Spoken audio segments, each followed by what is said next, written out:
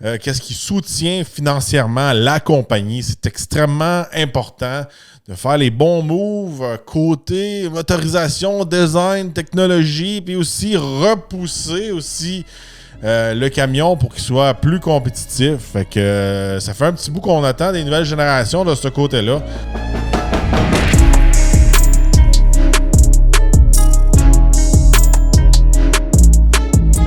Cet épisode du Torque Podcast est présenté en collaboration avec Fast Wheels. Aujourd'hui au Torque Podcast, je vous parle de la prochaine génération des Chevrolet Silverado 1500 ainsi que les GMC Sierra 1500. Qu'est-ce qu'on peut s'attendre? C'est quoi les rumeurs? Qu'est-ce qui sont confirmés? Je vous dis tout ce que je sais jusqu'à présent. Bon, on parle avec le Silverado et Sierra. Aujourd'hui, quand je parle des deux, ils sont toujours les deux dans le même panier, je pourrais vous dire. Bon, la génération actuelle a été lancée en 2019, puis a été, on appelle ça dans le jargon un facelift, un mid-cycle refresh, a été modifié en 2022. Alors, techniquement, les modèles qu'on a sur la route présentement, même si sont des 2025, sont basés principalement sur la génération qui a été lancée en 2019. Alors, la prochaine génération de camions sera une nouvelle génération et non seulement, encore une fois, un mid-cycle refresh.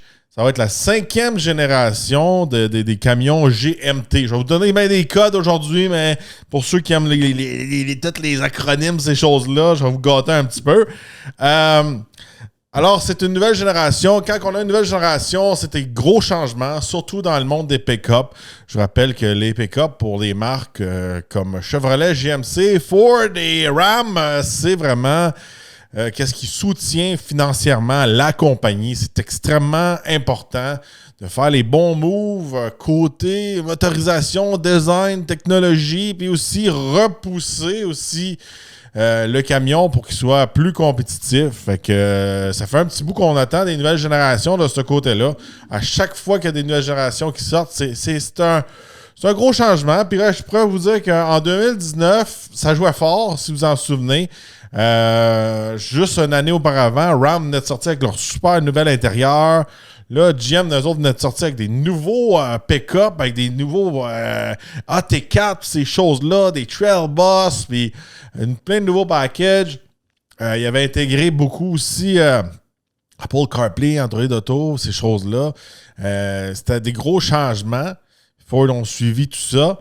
Fait que on peut s'attendre que ça fait plusieurs années. Souvent, regardez, là, on revient en 2019, mais souvent, quand ils sortent une nouvelle génération comme ça, ben, ça fait peut-être 10 ans que les ingénieurs travaillent là-dessus. Puis, on va se le dire de nos jours, avec les changements politiques, ces choses-là, puis les changements côté environnemental, et etc., ça peut être dur de prévoir un camion pour le futur. Mais je pense que chez GM, ils ont une approche, je pourrais dire, un peu vieille école pour leur camion à essence, parce qu'ils travaillent tellement fort aussi sur leur camion électrique qu'ils se disent, bon, ben garde, s'ils veulent du électrique, on l'a, puis s'ils veulent un camion old school un peu plus, tu sais, on y va avec notre camion. Parce que je rappelle, GM, c'est un des seuls qui a toujours poussé les V8 dans leur camion. Ils n'ont jamais fait un petit peu la recette, un peu comme chez Ford, à pousser beaucoup les EcoBoost, les V6 biturbo. Puis là, chez Ram, on est pro Hurricane. Alors, un Hurricane, c'est des 600 lignes 3 litres turbo. Puis on a éliminé toutes les V8. Au moins, chez Ford, on a gardé des V8. Mais chez GM, on a toujours regardé plusieurs V8, pas juste un, même un diesel. On est seul à regarder un diesel. Moi, j'apprécie beaucoup ça de la part de chez GM. Puis, oui, ils ont poussé un petit peu leur Turbo Max, leur 4 cylindres turbo à un moment donné, mais sans vraiment venir faire une propagande, on est anti-V8, puis c'est la fin des V8. Si vous êtes amateur de V8, c'est une bonne nouvelle parce que de ce côté-là, ils vont sûrement dévoiler dans ces camions-là la 6e génération de Small Block qu'ils appellent. Alors, je pense qu'on va avoir un tout nouveau V8 5.3 litres, tout nouveau V8 6.2 litres. on va se dire, on était dû de ce côté-là.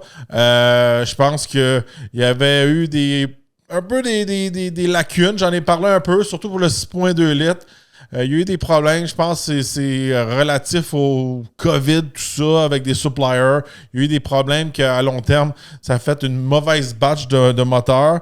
Mais là, on est sur des bases de moteurs qui sont quand même assez vieilles, mais d'une formule qui est fiable, je pourrais dire.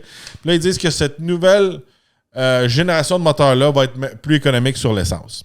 Mais tout en gardant la formule V8. Puis je sais que chez GM, on a investi au moins 1 milliard là-dedans.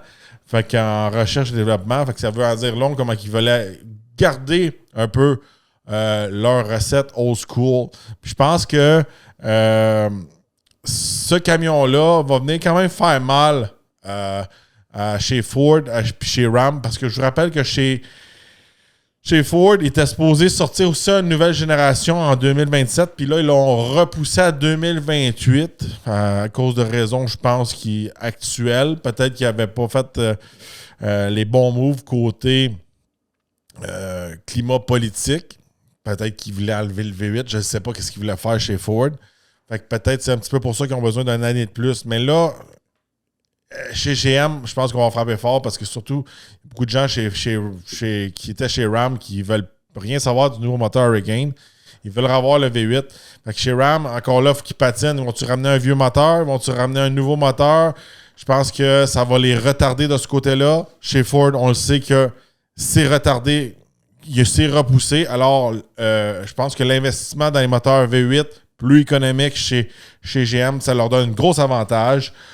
Côté des autres moteurs, il va toujours, je pense, avoir le Turbo Max puis le fameux 3 litres Duramax, le LZ0. Ces moteurs-là, je pense que ce sera juste des moteurs qui ont été quand même peaufinés dernièrement. Surtout le Duramax qui a été... Ça, c'est une deuxième génération du Duramax qui a été changé l'année passée ou il y a 2 ans. Fait que ça va être juste des carry-over qu'on appelle, là, ça va juste suivre. Là. Il va pas avoir des méga changements pour ces moteurs-là. Côté plateforme, ils disent que ça va être une nouvelle plateforme qui va être modifiée, updatée. Fait que c'est la fameuse plateforme T1. Là, ça s'appelait une T1-2. Je l'ai dit que je leur ai donné des codes. Là, fait que, vous avez vos codes.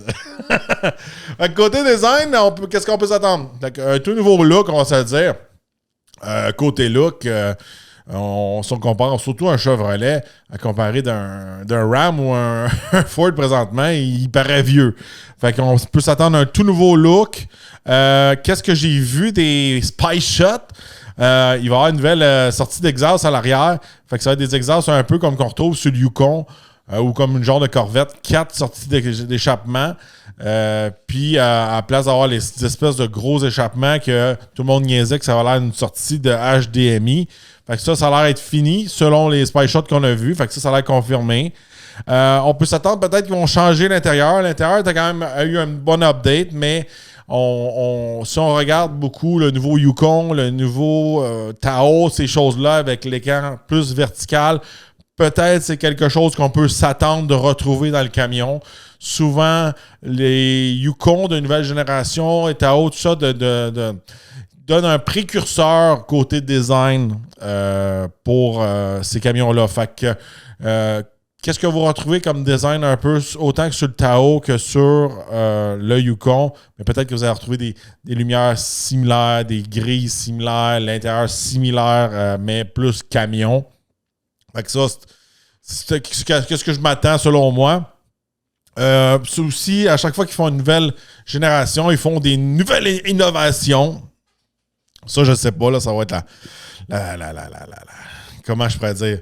Ça va être l'affaire qu'ils vont dire qu'ils sont meilleurs que les autres, là. À chaque génération de pick-up, il y a quelque chose de genre. À un moment donné, Ford, c'était l'aluminium. À un moment donné, c'était l'EcoBoost.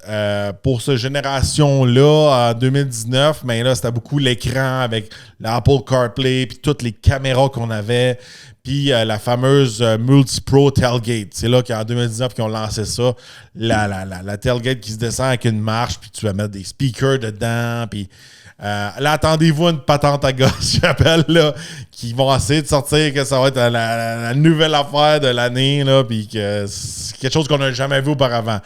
quand ils font une nouvelle génération comme ça, ils sortent quelque chose comme ça pour faire un boom médiatique un peu, puis rajouter des gadgets. Là. Fait que ça, faut s'en attendre.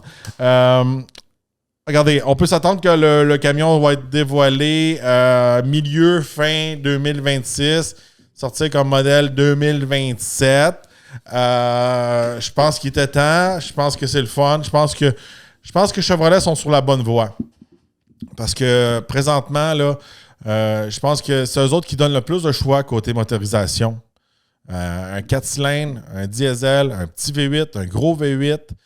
Il leur manque peut-être des choses comme des hybrides, ces choses-là. Je pourrais dire de ce côté-là, ça, c'est peut-être qu'on pourrait en voir un. Ou ils vont lancer leur nouvelle génération, puis là, plus tard dans cette génération-là, ils vont sortir les modèles hybrides. Modèle hybride, je pourrais vous dire, il n'y en a pas un qui a l'air extrêmement solide jusqu'à présent. Chez Ford, le Power Boost, c'est pas un succès. Je sais qu'il y a beaucoup de gens qui l'aiment, mais ils topent, comme je dis tout le temps, ils topent tout le temps les fameuses listes des moteurs les moins fiables. Fait que je pense que c'est quand même un véhicule qui est à problème. Puis à chaque fois que je l'ai, je trouve qu'il n'est pas tellement efficace. Ça, c'est mon avis à moi. Je pense que s'ils veulent viser sur un hybride, ça prend un hybride qui va être vraiment solide. Puis il ne faut pas oublier que chez Ram, ils ont le Ram Charger, que c'est même plus un hybride branchable, c'est rendu un espèce de véhicule électrique avec une génératrice. Ça, je ne sais pas si ça va être un succès non plus. Je pense que s'ils sont capables de toujours faire une vieille recette Chevy Truck que j'appelle, là.